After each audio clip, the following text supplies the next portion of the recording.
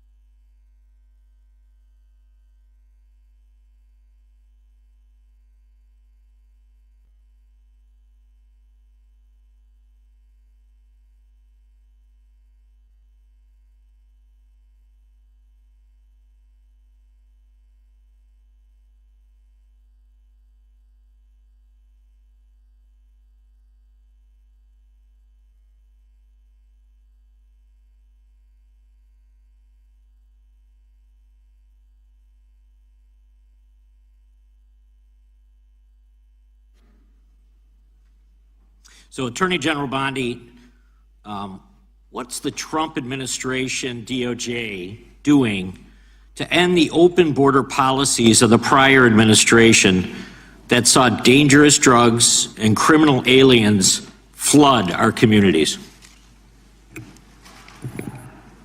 Congressman, President Trump has worked tirelessly, as you know, to close our border, which is what the Democrats had asked for in that video. President Trump closed our borders on day one. He is protecting Americans. He is protecting our kids from the influx of drugs that were flowing into this country from Mexico.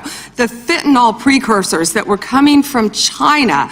These precursors were taken from China into Mexico, and in Mexico they were mixed and freely taken right into our country, along with gang members, MS-13, TDA, freely coming into our cities around our country, thanks to Joe Biden's open border policies. That has stopped under Donald Trump. It will no longer happen under this administration, and he is doing everything to keep Americans safe. And let me continue. When he was elected overwhelmingly by the American people, the majority of the American people wanted Donald Trump. One of the main reasons was border security and keeping Americans safe. And that's exactly what he did. And that's why today the other side sits here, they yell, they cut me off, they want to yell, they want to ask a question and don't want answers because they want to distract from all the great things that this president and this administration